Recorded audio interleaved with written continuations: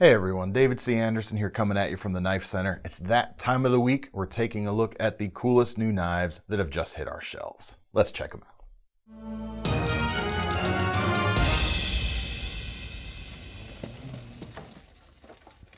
All right, first up this week is the latest in our exclusive versions of the Hogue Deka with the red lava G-Mascus handles. We now have the stone-washed Wharncliffe blades in stock in this configuration, and they look really cool. Coming in about $140, made in the USA. You've got the compound grinds on this unique Wharncliffe style shape here. Very Alan Olishewitz, because he designed this knife, of course. Now, even though these blades are compound grinds on this blade. Both of them are flat, however. The back section here is a little bit stouter. The grind is not quite as high, so you've got a little more of a wedge, a little more strength behind the edge, and it's just a little bit higher. Not too much, they are pretty close, but you'll have a little bit more slicing efficiency out near the tip section where you have the transition point here. And then they've also swedged the back of the spine as well, so you can get that nice cross section when you're moving through materials, especially on a curving type of cut.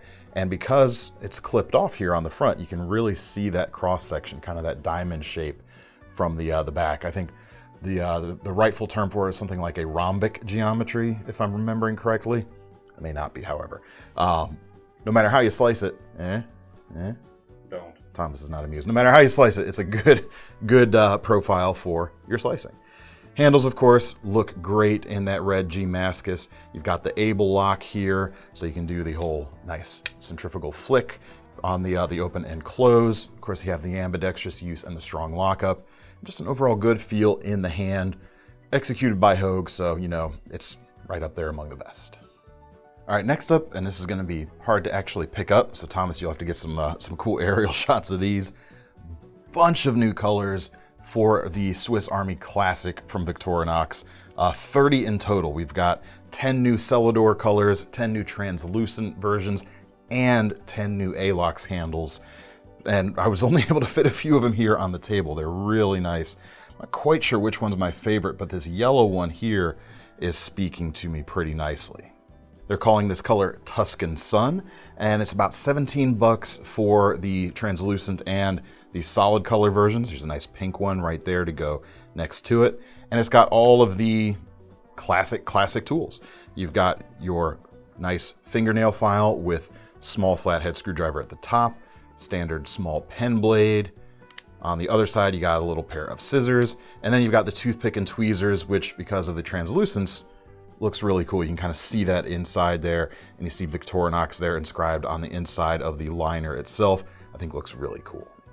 Then, of course, for the A-Lox versions, a little bit more expensive because you're dealing with an aluminum style handle here. $29 for these.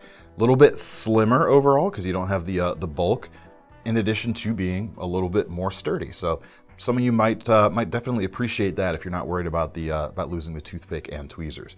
But this lime twist looks really good. Several other nice characters. We've got a new red in there as well. Just really cool. Very, very nice assortment of colors. Victorinox on the back of this one as well, engraved in there very nicely. It has a nice classy look. Doesn't shout too much. What more can I say? They're beautiful, man. So many to choose from right now. I don't think we've ever seen this many new colors at once on any of their models. In addition to that, we've got some sheath options as well. There's some silicone sheaths that you've got a color of these to match, I think, pretty much every one of these new color options. And this particular one, the green, is in the shape of a skateboard, but you've got some other kind of whimsical designs, and these come in about $10. And this will fit both the A-Lox and the Celador scaled knives, no problem. You got a nice little small gated carabiner here at the top, so you can clip it to all kinds of different stuff, not just your keyring. On top of that, we've got some leather sheaths as well, and these guys come in about $14. 5 different colors on these, all dyed a nice vibrant color.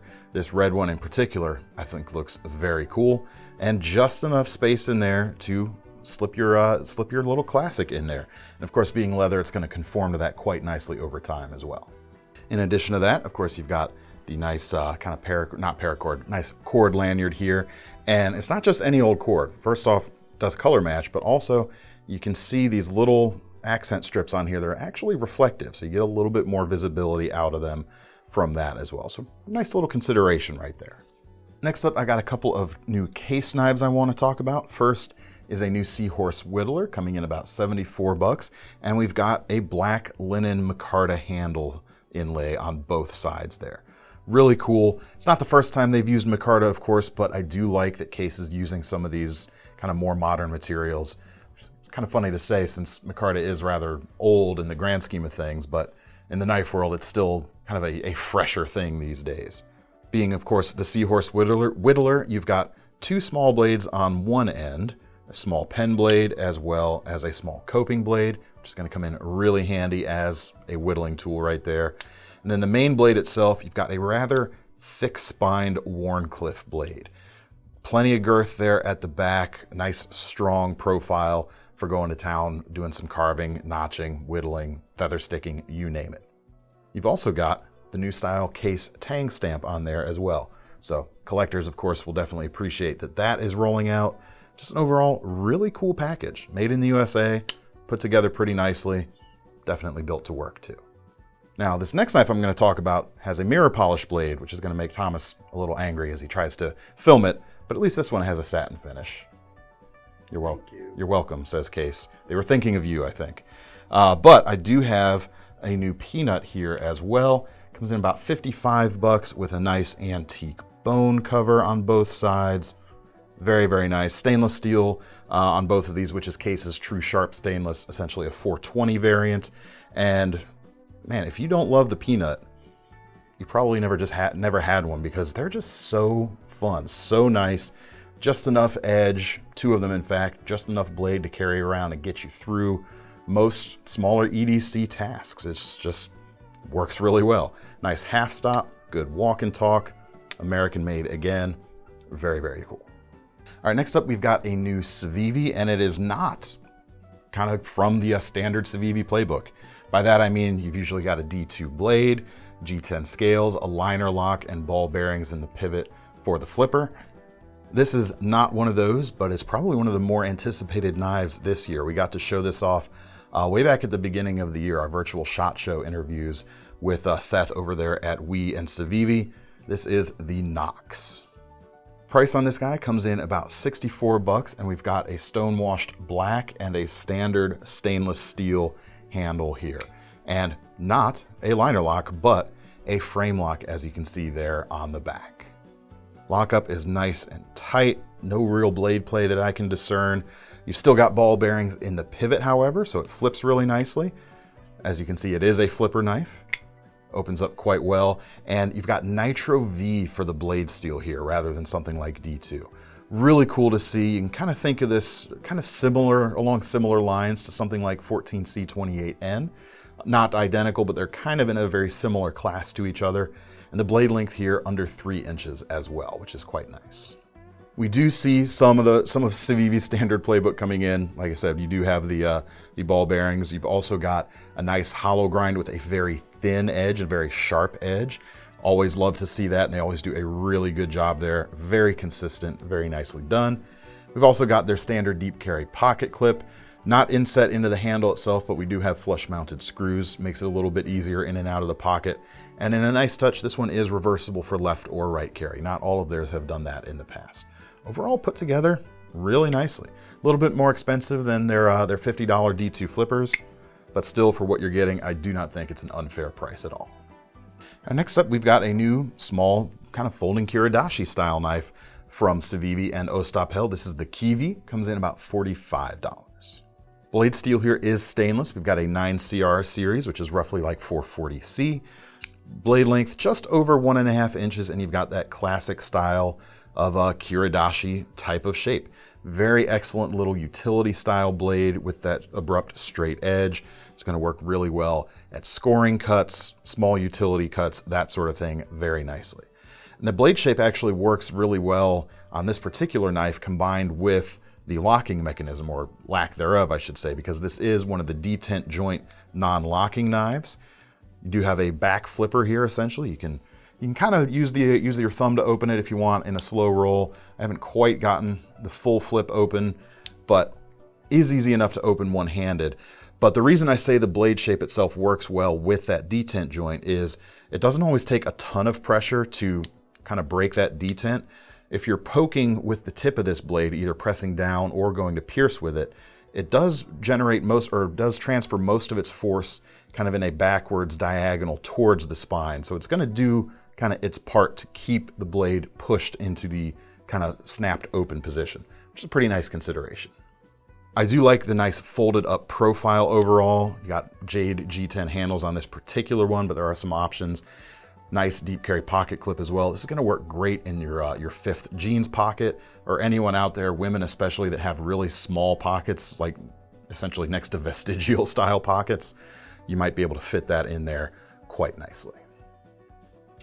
Hey, I just got it. All right, I'll put that in. Okay, cut that little bit in there, it's fine. Next up, another CIVIVI, but a fixed blade, much larger than the Ki-V here. This is called the Kepler, and it comes in about $85.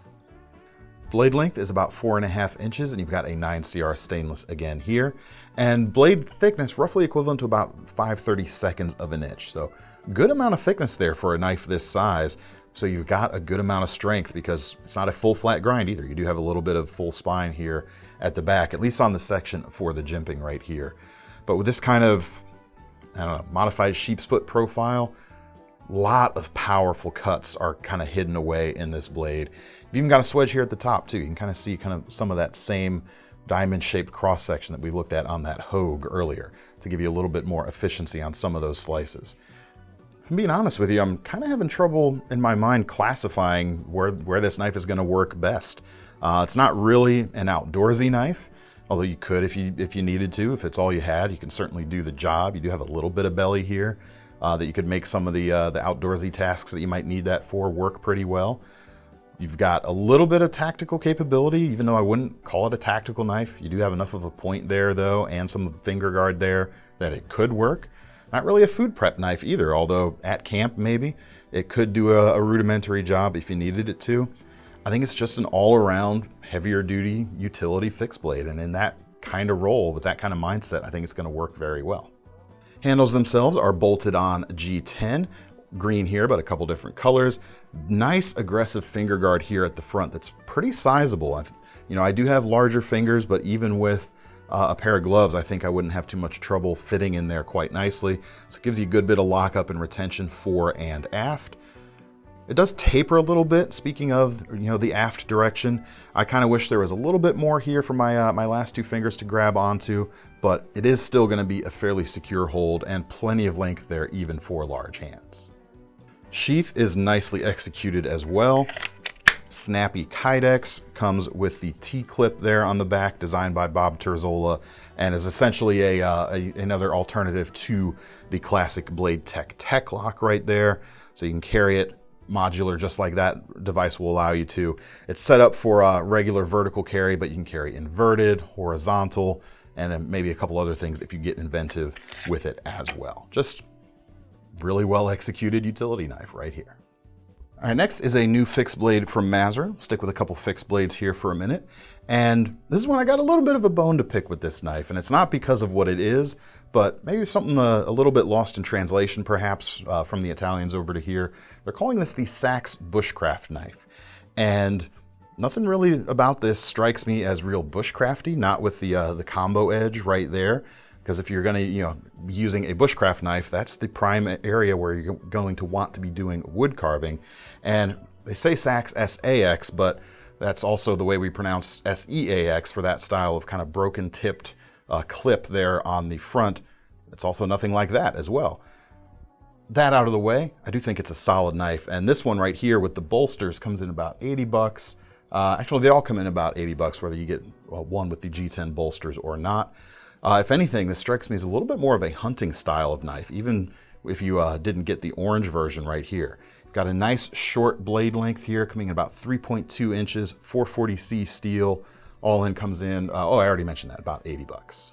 You do have a nice stout flat grind here. The combo edge is going to work on some abrasive materials quite nicely. Handle itself, nice and neutral. Scalloped G10 here, and you can see you've got a really cool fastener, one on the front side and two on the reverse. Looks pretty cool. Now the reason I think this strikes me as more of a hunting oriented blade is it's got the angles for that type of thing really nicely. Holds the tip down a little bit, especially if you're getting in with a pinch grip, where you're going to be able to engage all the belly on this blade quite nicely. Do that hunting and skinning stuff very well. I would like to see maybe a plain edge version of this out there at some point, but right now they are all combo edge. In addition to the hunting type of thing though, good daily utility knife here too, especially in this case with that combo edge. That's actually going to help it out in that type of role. Good type of manageable length for that sort of thing. Nice bit of strength as well. Sheath on this guy is pretty basic but effective. Standard nylon, no positive retention, so you do get a standard belt strap here, or snap strap here at the front, and just standard carry option here at the back. All right, next up for something completely different. New knife from Knight Elements, Jason Knight of course, the Voodoo fixed blade, which comes in about 220 bucks.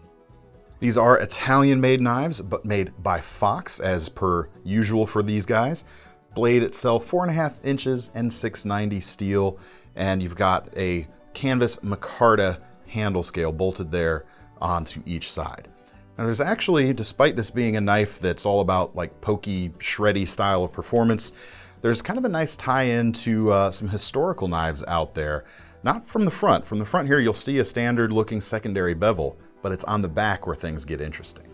We've got one big old fuller here, which kind of ties into some historical knives from tribal Siberia with the Yakut style knives, where they would essentially do a couple things. They would be able to save metal as well as making a knife lighter while retaining strength. They would hammer one big fuller into one side of the blade. Now on this knife here, obviously it's not hammered into place. It is kind of milled in, I would assume. And then you've got a chisel grind here on the back, which is would have been fairly traditional as far as I'm aware with those Yakut knives.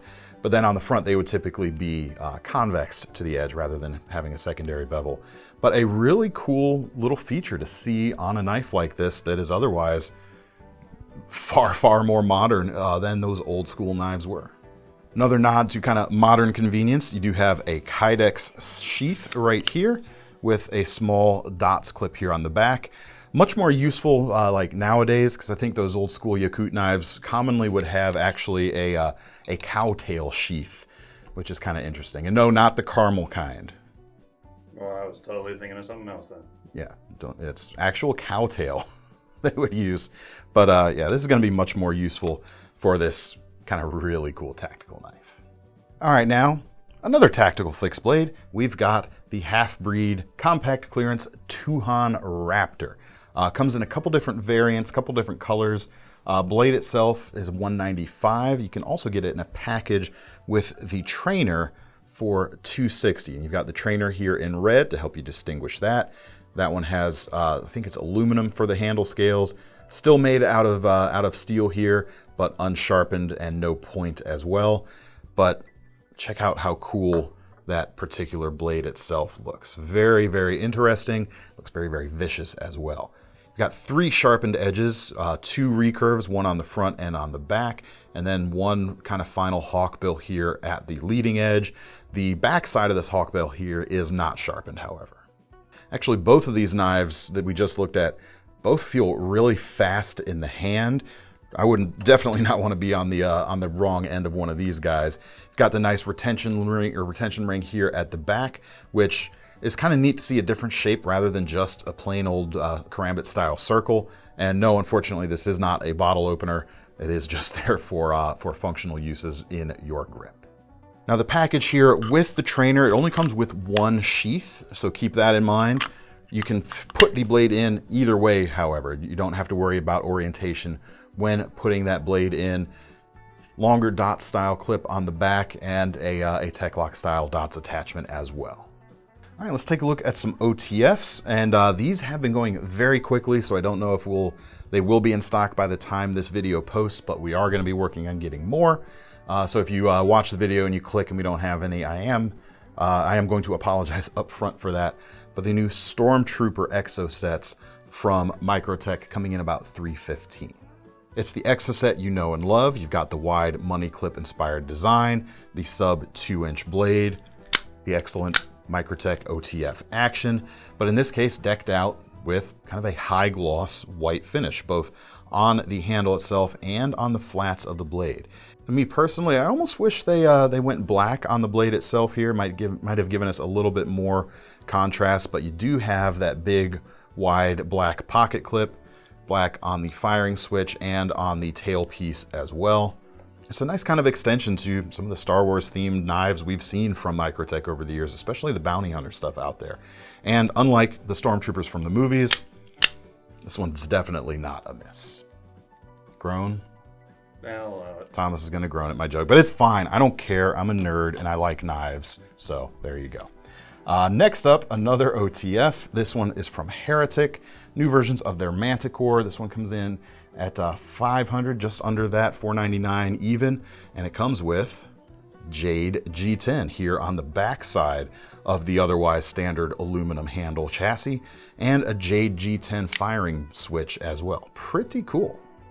One of the cool things about the translucent jade in this case is you see a little bit of the interior of the knife there. Not everything, some of it is still kind of hidden away, but you do see a little bit. You got the nice pocket clip here with the ball bearing on the end, which is quite nice. We've got two blade shapes on these Jade versions right now. You've got the standard double-edged blade as well as this kind of more EDC friendly clip point blade here. 3.7 inches long, LMAX steel, so you've got a lot of edge retention going on here. Nicely finished with a horizontal satin finish on the flats and black coated or black finished on the ground portions. And another knife with just some really, really excellent action. All right, we're gonna round things out today with some more new Kansept knives. First one is the Copperhead. Comes in $168, and you've got this wicked hawkbill shape going on. 3.5 inches of it there, S35 VN steel, backing things up to a nice G10 handle with a bit of contour, which I always appreciate, and a nice inset liner lock here for security. Now, despite being normally seen as just a tactical tool, hawkbills actually, I think, have a pretty good place for any kind of abrasive cutting like rope or cardboard. It really helps to keep the blade inside your cut and keep it from slipping out a little bit. Plus, you're actually going to engage more of the edge on the blade itself as you cut. Now, because you do have that utility baked into a shape like this, it's nice to see, whereas other people might not have given this a second thought, you do have some kind of nods towards those EDC uses with this particular knife design. First off, you do have a little bit of a thumb ramp here for the pushing forward types of motions, but right in front of it, rather than continuing and giving you a big hump, you've got a scoop out right here, which works kind of in tandem with the finger choil here, so that you can get a really nice pinch on the top and bottom of the blade itself and really get in there with some precision near the tip so you don't kind of poke too far. Because of course, one of the downsides of a blade shape like this for EDC when you're opening a new box is the potential for the tip to kind of cut what's inside, so being careful is always a good thing for sure.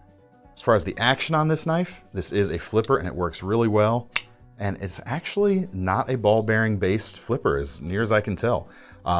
Looking in there, I see just solid washers. So really nicely tuned, as you can see though, it flips open very well. Next up is the Shard, kind of a polar opposite to the all blacked out Copperhead. We've got some nice color here to kind of bring things back from the beginning of the video. This particular one, we've got green titanium and a copper inlay, and this version comes in at $196. Although I think there are some less expensive versions of this that aren't quite as fancy as this guy. Blade itself, 3.5 inches, S35 VN. A little bit of a reverse Tonto shape going on with a higher, mid-height to higher flat grind. Gonna give you some decent performance, not too thick, not too thin. This guy does have ball bearings, however, this is not a washer-equipped knife. And you've got that excellent bearing-based feel going on the flip. Works really well. Molded titanium pocket clip, machined titanium pocket clip here on the back. Couple of standoffs, including a nice lanyard post right here, if you want to do any kind of attachment right there. Really cool stuff we're seeing from this company. It's right up there with a lot of the other Chinese imports these days. So if you're looking for, another alternative to all the stuff those guys are putting out, some good stuff here to take a look at for sure. Next up is the Agent, coming in at $218, again with a 3.5 inch S35 VN blade, although you've got kind of the upswept clip point here. Not quite a trailing point because the tip doesn't rise above the spine the line of the spine. But check out the cool handles we've got on this guy. It is a single piece handle. It's not like 2 layers. This is all milled out and then anodized the lower section here separately, but it looks really cool. In addition to that, it feels nice, and it does give you some traction there on the fingertips, where a smooth handled knife, you wouldn't have that. You get a little bit more out of it here, in addition to kind of the aesthetic benefits. Ball bearing pivot again, nice flipping action, nice landing point here at the back with the chamfered edges, backspacer here which integrates the lanyard position there, and again, nice milled titanium clip. Second to last, another 3.5-inch S35 blade, $215 for the Accipiter, or at least this version of the Accipiter, with this nice kind of hammered or jigged copper inlay on top of the titanium. Has a really cool look to it, especially with the black against the kind of distressed and jigged copper. Really nice feel on this drop point blade here. Kind of my favorite of these, the last 3 blade shapes altogether. And you've also got a nice crown spine here for comfort and that extra touch of class. High flat grind, nice swedge. It should work really well too. This guy does the lanyard position a little differently than the last couple also. Nice integrated spot here with the backspacer. You can see nicely machined out, a little bit of a post there, creates a really cool channel and a really nice pop of color, again with more of a bronzy look as opposed to the copper on the front. Just overall, some really nice accents. I love the kind of gold or brass anodized screws and pivot as well against those other colors. And last but not least, we've got a nice narrow executive knife from Kansept. This is called the Lucky Star. 3.5 inches again, CPM S35 VN again. This guy comes in about $170 right now. Now, because the blade is kind of short in nature and they didn't go with a kind of proportionally slimmer blade stock, this is not going to be the most efficient slicer, but it should still cut very well because you don't have a ton of metal to kind of get in the way as you're moving through a cut. But it's still probably not going to feel quite as efficient as some of the knives out there that might have a more acute edge, or not edge angle, but more acute bevel angle behind the edge itself. Titanium frame on this guy as well. Ball bearings again. Nice front flipper design going on, and it actually works pretty well. You guys know I'm not the best at front flippers, but I still don't have too much trouble with this particular one. Nice lockup from the frame lock, very slim in the pocket, but a lot of capability due to that blade length. Overall, solid choice. All right, thank you everyone for sticking around for this new knives episode. Let me know what you liked down there in the comments, and if you want to get your hands on one of these yourselves, we'll leave links in the description to take you over to KnifeCenter.com. And make sure you sign up for our Knife Rewards program, because if you're going to earn free money to spend on one of your next knives, you might as well buy one of these knives today. I'm David C. Anderson from the Knife Center, signing off. See you next time.